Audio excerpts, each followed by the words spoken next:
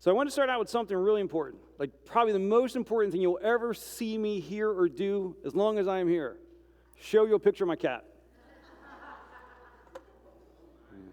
One of my 3 cats, actually. Her name is Avari. If you're a Tolkien fan, you know that they are the dark elves. So her name is Avari. Avari is a very opinionated cat. So we have this thing that she likes to do, is that when she wants me to kind of come hang out with her for a little bit, she'll come and kind of bump my leg.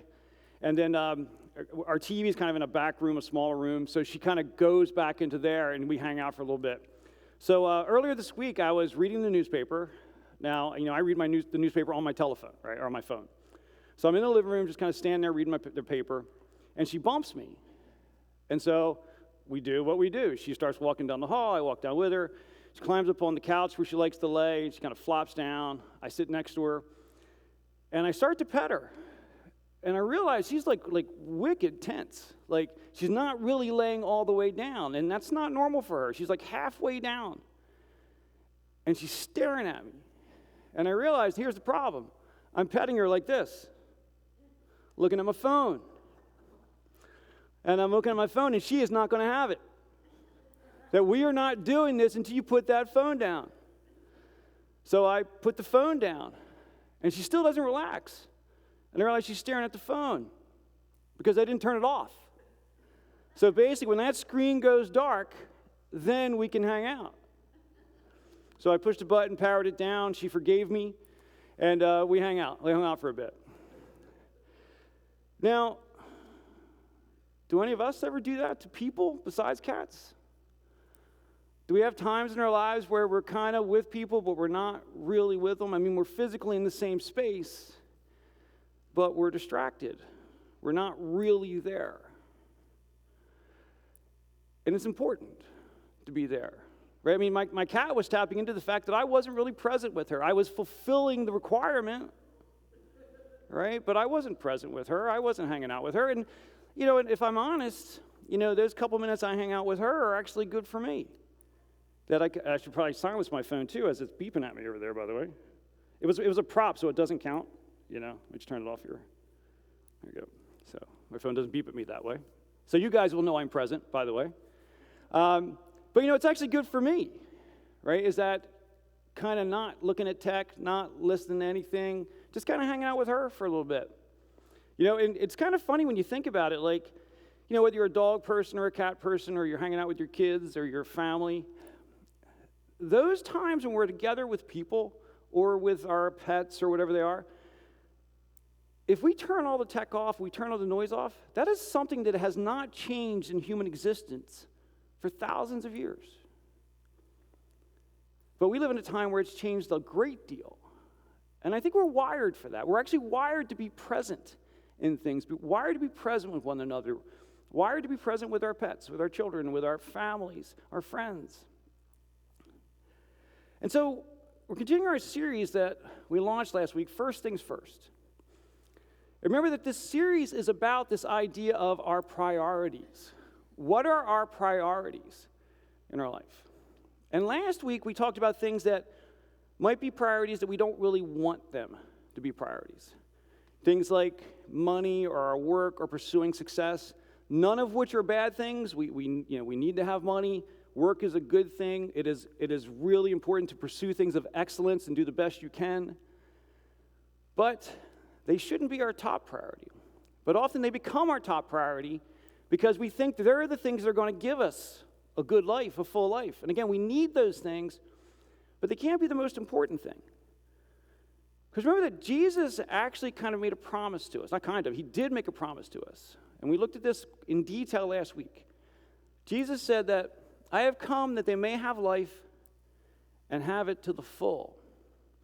And we often try to find that life by pursuing things that don't really give us that life. It looks like it's going to give us that life, but it really doesn't. Things like money and, excessive pursuit of success, excessive pursuit of money, excessive time spent at work. Important, but they're not the top priority. They shouldn't be the top priority. Because Jesus says that he's come that we can find a life that really does fulfill. Right? When he says that I've come that they may have life and have it to the full. Remember, we looked really closely last week at that Greek word for life that he's using, which is the word Zoe. It's spelled like Zoe, but it's pronounced Zoe. And Zoe was this kind of very specific kind of life. It was a divine life. It was a God-given eternal life. But as Jesus describes this Zoe kind of life, he's not talking just about what happens when we die. Jesus is saying that beginning in this life, you can begin to live in a way where you step into this eternal kind of life, this full kind of life, this fulfilling kind of life, a life that you can have in this world that gives you more than you can find in this world. And on that path, you continue into eternity. Well, this week I want to look at something that I think is an important priority. And I kind of gave you a hint about my cat. Right? It's about this idea of being present. Right? So last week we're kind of like, what should we kind of move down our priority list? I want to talk about something we should move up our priority list. So I've called this message, maybe the best gift is your presence. I don't know if it's all that clever of a play on words, but I try, that we do want to be present, that it actually is a gift to be present. It's a gift to those around us. It's a gift to ourselves to be present. And as I mentioned earlier, that we live in a time where it is really hard to not be distracted right now. We have to make an incredible effort to not be distracted in our lives. And the thing that we may not realize is that when we're allowing ourselves to be distracted, we're actually missing out. That we can think that being distracted doesn't really have a cost. I'm listening to that, or I'm watching this, or the kind of the double screen viewing thing where you've got your TV on and you're looking at your phone at the same time. Do you know that is actually so significant that the major streaming platforms are creating ad campaigns that they'll know what you're watching on TV and will send you an ad to your phone at the exact same time? That should be concerning, right?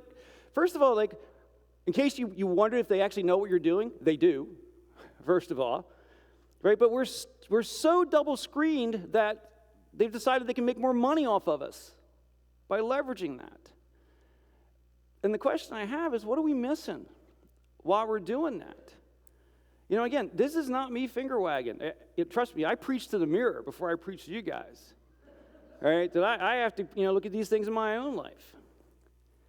And if we're not fully present, we're missing what's going on in our lives. We're missing what's going on in our relationship with Jesus. We're missing what's going on in our relationship with each other. I was missing what was going on with a couple minutes of hanging out with my cat, which I will tell you does settle me down. And this may surprise you. I'm a high-strung person. So it's not a surprise. Okay. Right, but if we're going to live the life like Jesus describes, as this kind of full kind of life, this kind of energetic kind of life, the Apostle Paul lays out for us very clearly what we need to do that. Now, at first, it doesn't sound like this is what he's saying. But as we talk about it, I think we'll see very clearly that it is what he's saying. Apostle Paul says this about our relationship with Jesus and what it means to living our lives fully. Paul says, "The light makes everything visible. That is why it is said, 'Awake, O sleeper, rise up from the dead. Christ will give you light.'" Paul's saying that Jesus wants to lead you towards a fuller life, a more meaningful life, a life that is divine and full and begins today and carries on into eternity. But as long as we're distracted, to use Paul's words, as long as we're asleep, we're not going to see it. That Paul actually likens not paying attention, not being engaged, to actually being asleep. And we're not seeing it. Now, why are we not present so much? What are the sort of things that do that to us? I mean, we can point to tech, but you know what? There was no tech when Paul wrote this, and people were still distracted. Distractions come from many, many places. And some of those distractions kind of creep up on us. How often are you kind of in a moment, potentially a kind of pleasant moment, and you just start to worry about what might happen? There's that thing that's going to get me, that thing that's going to happen. And when that happens, what am I going to do? And we're not even sure if it's going to happen. But it might happen. And if we start giving it brain cycles, if that noise in our head about all the things that might happen starts to take over, what is happening? We're actually giving time to something that might happen at the cost of what is happening. We're actually letting the future take the present moments from us. And that's what happens when we worry. It doesn't mean we're not concerned. It doesn't mean we don't pay attention to the future. But we don't sit and worry about things that might happen. And I don't know about you, but as I start to worry, I start making new things up. And just things that I haven't even thought about before start to take over. And I just kind of cascade one down the other.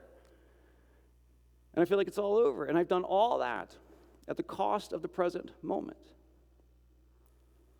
And another thing that can get us is regret. Regret's much like worry, except it's going backwards. In regret, what do? We replay over and over in our minds things that have already happened, things that we cannot change. That noise riles up in our head about all the mistakes that we've made. And I mean, you ever had that, like in third grade, I said that thing, and what was I thinking back then? And what happens? Now the past is stealing your present. And if we're not careful, what ends up happening is we're so busy worrying about the future and we're so busy regretting the past that we completely miss the present. We completely miss all the things that could actually make today good because we're letting kind of those bookends take everything. Things we can't change and things we're not even sure are going to happen. Now, they're the ones that creep up on us, but there's also the other one, and the one I think is the bigger issue of the time we live in, is the intentional absence, when we actually choose to be absent. Again, that can be tech, but not always. You know, it can actually be when we're with a group of people and we kind of see somebody and you just kind of pretend to go somewhere else. Oh, I got this thing, I got a thing I got to do over here. That's where you're not at, sort of thing. You know, or we can even kind of look like we're engaged, but we're really not. You know, people talk to us, but we don't listen. Or we talk to them, and then when they talk, we don't really listen. We just wait for our turn to talk again. Right? All those sort of things keep us from being present with one another, present in the current moment. And I think the big one for the time we live in is when we are not present even when we're alone. Right? Even when we're not with other people, even when you're not hanging out with a cool cat, right? All those sort of things. And it comes in a lot of flavors, a lot of forms.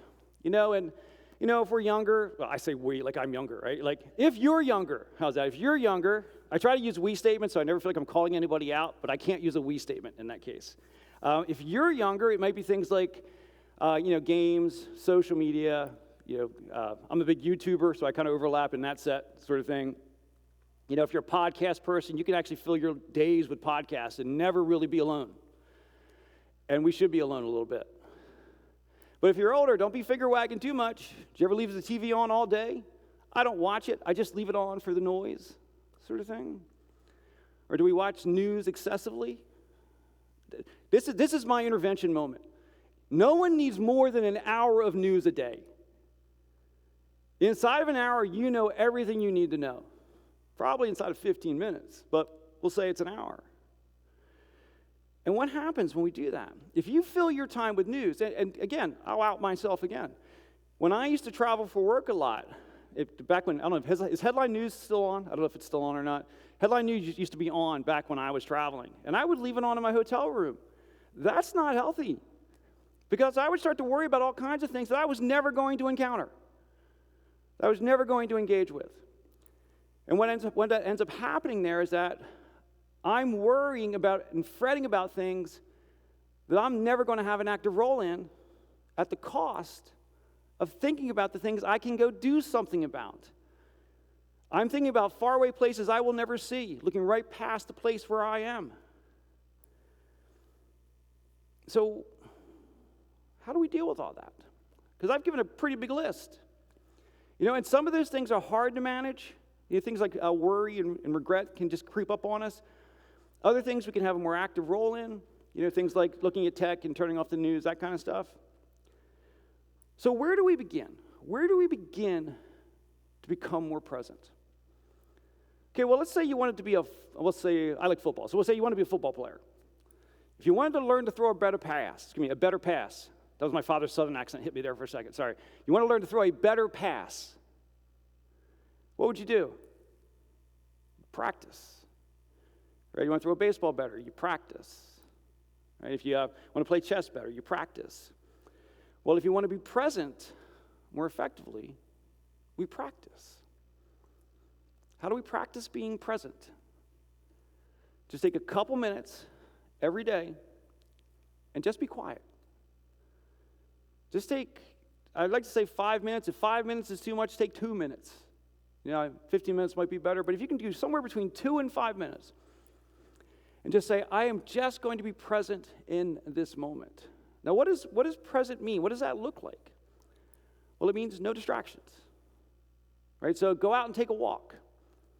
But don't listen to a podcast while you're walking. Don't listen to music while you're walking.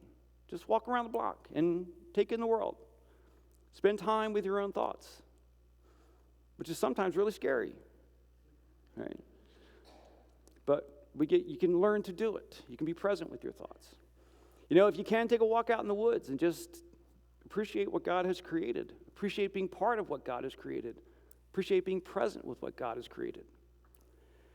Even if you can't do that, even if just kind of going out is difficult or the weather's really bad, just sit down and look out your window. But turn off the TV. Turn off the news, turn off the music, and just be there. Have a few moments every day where you're not running to get somewhere, you're not thinking about, or you're not working on something else, you're not looking at something else, you're not listening to something else, and just be for a moment. Somehow for millennia, people were able to do that. But it's really hard for us.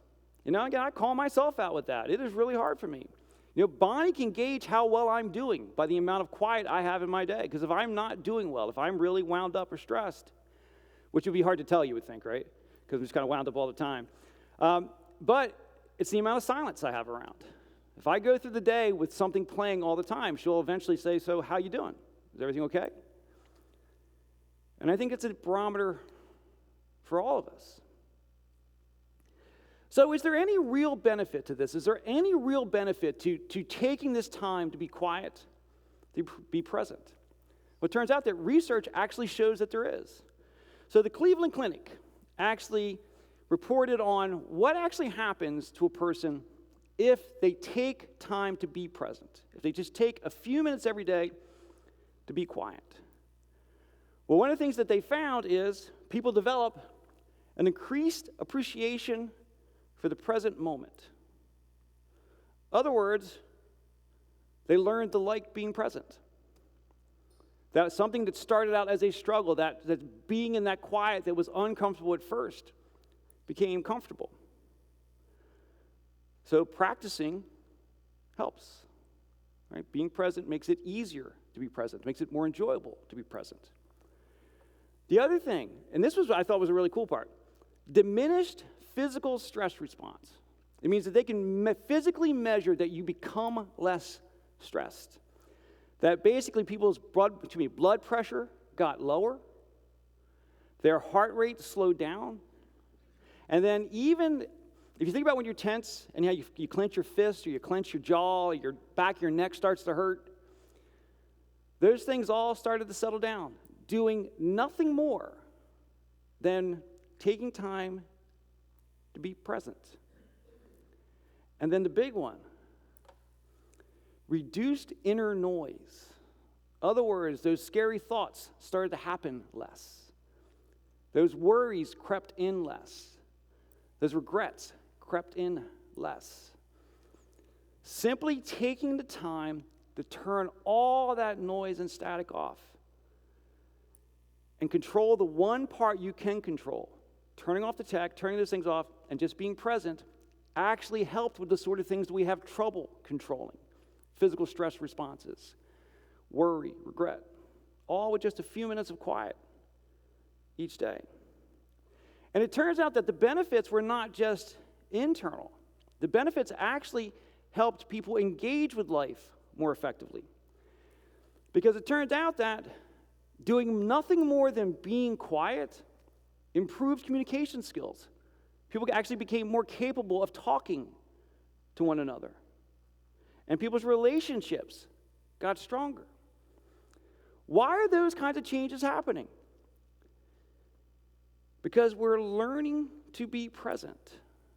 When we take the time to be present, we are present with more than just ourselves. We start to be more present with the people around us. And it begins this cycle of healing.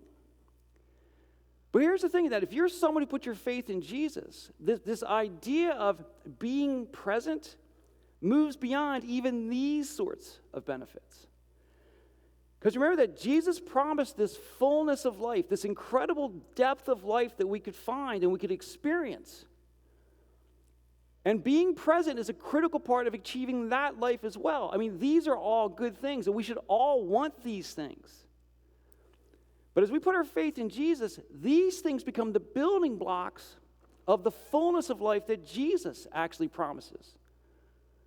Because let's look again at what Paul said. Paul said again, the light makes everything visible. That's why it is said, awake, O sleeper, rise up from the dead, and Christ will give you light. Christ will give you light. In other words, Jesus wants to show you a way forward. But if you're asleep, if you're not present, if you're always distracted, if you're always somewhere else, if we're always worrying, if we're always regretting, if we're always looking at a screen, we're not going to see it. That it's only by following where he is leading us do we start to get to that depth of life that Jesus describes, that we start to find that there's something in this life that is bigger than this life. There's something in this life that empowers us to be present, to start to look around the world beyond our own and start to make a difference in the world beyond our own. That has to start with being present. And it's kind of amazing, but the Apostle Paul actually does a really good job of showing us that there's this deep connection between our faith, the guiding we find from Jesus, and the actions we take. In fact, he says something that, if you've been in church for a long time, what I'm about to say before I read his text will actually sound kind of wrong. But trust me, I'll back it up. That Paul shows us that our salvation, that gift we received through Jesus, is actually tied in some way to the actions that we take. Now, don't run out the door and say, I'm a heathen. Stay with me for a second. Here's what Paul says. Paul says, for it is by grace that you have been saved through faith, and this is not from yourselves, it is the gift of God, not by works, so that no one can boast. So to be really clear, our salvation comes by faith. There's no amount of work to achieve it, right? We can't earn it. We can't work our way into it. That is not what I'm not saying that's not, how do I say this right? How do I get myself out of this? Hold on. I'm not saying that works leads to salvation. Be really clear, that's not what I'm saying. In fact, Paul says specifically, works does not lead to salvation. But here's what he does go on to say. For we are God's handiwork, created in Christ Jesus to do good works, which God prepared in advance for us to do. So there is a correlation between our salvation and the works that we do, the things that we do. But the good that we do, the works that we do, does not lead to our salvation. It is an outgrowth of our salvation. What Paul is saying is that it's the evidence of our salvation. That you are God's masterpiece, right? You're not an accident, right? You were created on purpose to do good works. And good works as demonstrated by Jesus. When Jesus says, love others as I have loved you, that the outflowing of the fact that we have put our faith in Jesus is that we are drawn to do those sort of things. But how do we know what to do?